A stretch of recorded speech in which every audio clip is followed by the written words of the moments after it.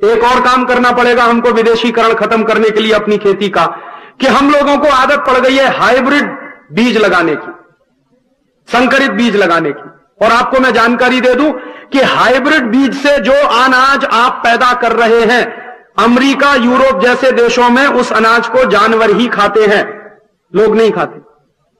और हाइब्रिड द्वारा पैदा किया गया अनाज बहुत ही घटिया क्वालिटी का माना जाता।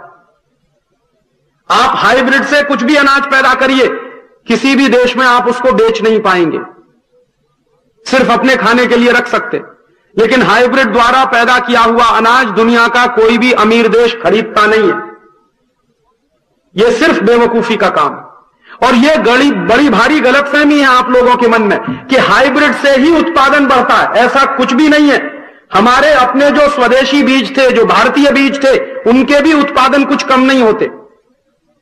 आज से 200-300 साल पहले 1 एकड़ में भारत में धान पैदा होता था 65 से 70 कुंटल, बिना किसी हाइब्रिड सीड के। 1 लाख किस्म की भारतीय धान की प्रजातियां थी इस देश में।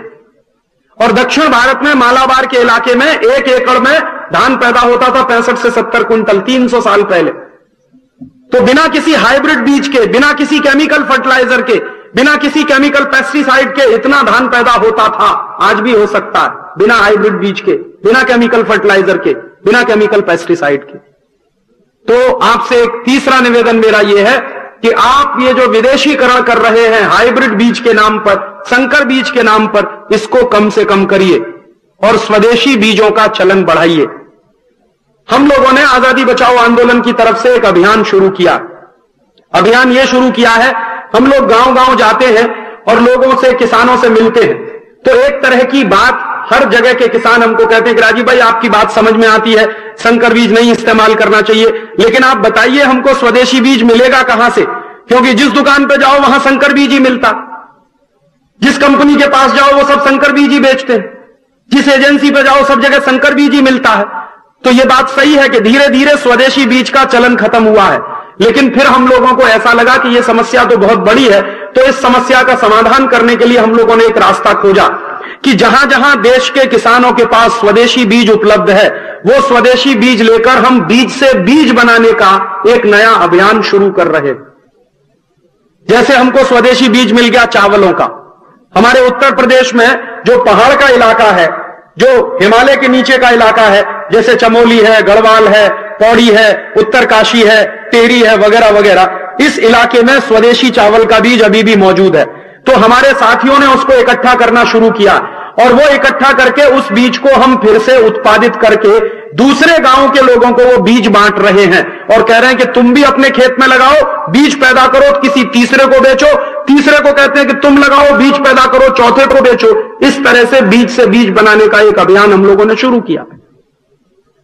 आप भी ये अभियान चला सकते हैं अपने गांव में। आप ये देखिए कि इस विदर्भ के इलाके में या यवतमाल जिले में ही मान लीजिए कितने स्वदेशी बीज हैं जो बच गए हैं।